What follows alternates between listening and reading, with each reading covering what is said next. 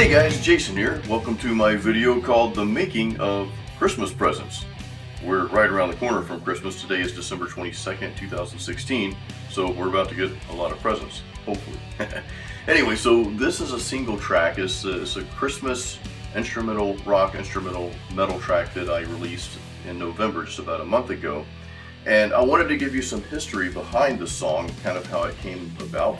And I also wanted to take you behind the scenes and show you some of the devices that I got the guitar tones with, some of the amps and plugins and that sort of thing that I used. And I think you'll find that part very interesting. But first, let me share a little history. So, about 4.5 years ago, back in 2012, I had this itch to do a Christmas song. I love Christmas. It's probably my most favorite time of the year. And I've always wanted to do a Christmas song.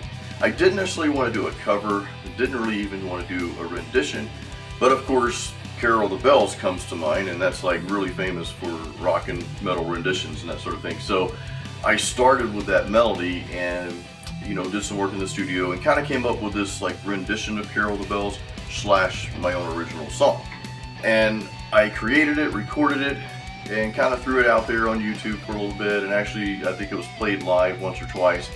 And after that Christmas of 2012, I think I played it live the following year with the church band. But after that, I really didn't do anything with it. It just kind of sat there. Every now and then I'd go back and listen to it. But this year, or I'd say several months back, I'm like, I really want to release that track. So I listened to it, and I wasn't 100% satisfied with the outcome. I just wasn't quite satisfied with the track. I'm like, there needs to be some changes to this.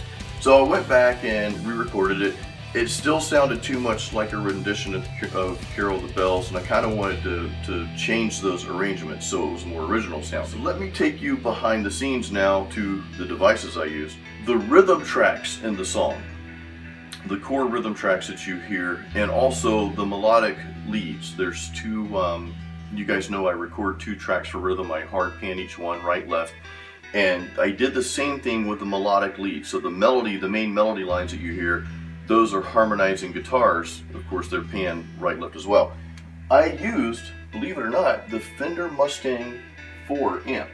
Now, this is the first generation Fender Mustang 4.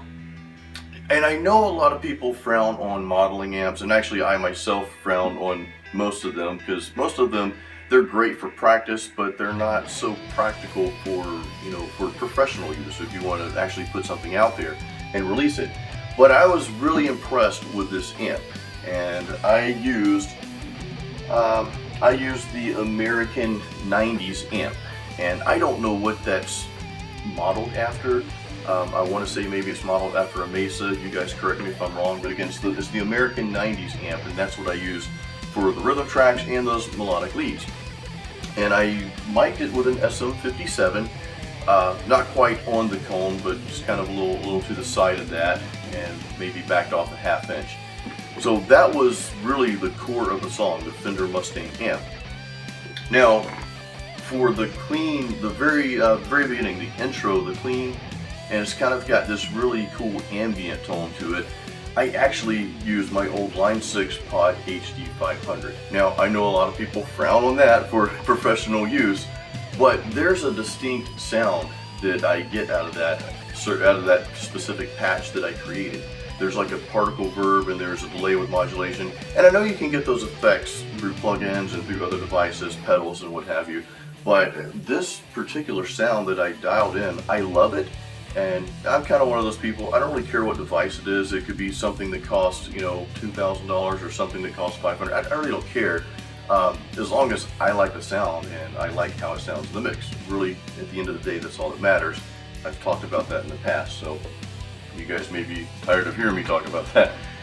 Now, there's another tone I use, or another device rather I use for the actual guitar solos. So there's several guitar solos throughout the song. They're not melodic, they're just me, playing, shredding, whatever you want to call it. And for that, I use Positive Grid's Bias FX plugin.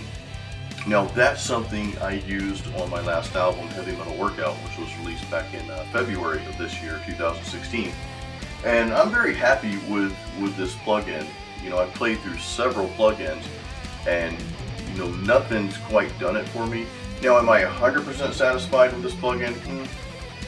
Maybe like 95%. But anyway, I used their 04 Insane 5153 amp simulator, and I paired that with, I guess, now this amp simulates a PV 5150, or maybe even it's an EVH 5150. I'm not really sure. The cabinet I used was, I think it's called the V30 or something like that, and I believe that's based off of a Marshall cabinet. I'm not certain on that, but anyway, I don't really care what they're modeled after. I just kind of pair things up, and if it sounds good to me, I use it. If it doesn't, I change it. Guitar tracks, again, I'll go over those. The Fender Mustang amp for the rhythms, and that was Mike. And for the melodic leads, I used the Line 6 Pod HD 500 for the clean and ambient tones, and Positive Grid's Bias FX plugin for my guitar solos. Now, there's some really light acoustic pieces in the middle of the song. So in the middle of the song, you'll hear this in the middle of the song, it kind of softens up again, and there's just some really light acoustic pieces. And if I'm not mistaken, I just used like my studio EQ and compressor for that. So not really anything exciting there.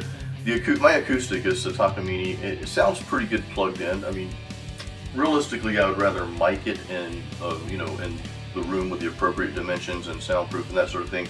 I don't have that here at home, so I chose plugins. And to me, for this purpose, it sounded fine. The bass. Now, my bass track, I used a plugin that I did a video on this a long time ago. It's by Studio Devil, and I think it's called Bass Amp Pro, and that's pretty much what I use for bass on everything these days. So, drums. Now, I'm kind of ashamed to admit I am not a drummer, and if I tried to play even the simplest drum tracks, I would probably fail, and you guys would be like, man, your music sucks, dude. So I don't play drums, and at the moment I don't have a drummer that I have partnered with, so I'm using TuneTrack's program to program my own drums. The cool thing is about TuneTrack, the mix between Easy Drummer, I also have Superior Drummer. You know, for projects like this, it's okay. If I were doing more of like a band style project, obviously I'd want a real drummer. I prefer to have a real drummer really for everything, but for me it's just not practical for most of my projects. So anyway, that wraps it up for the video. Hope you guys enjoyed it, and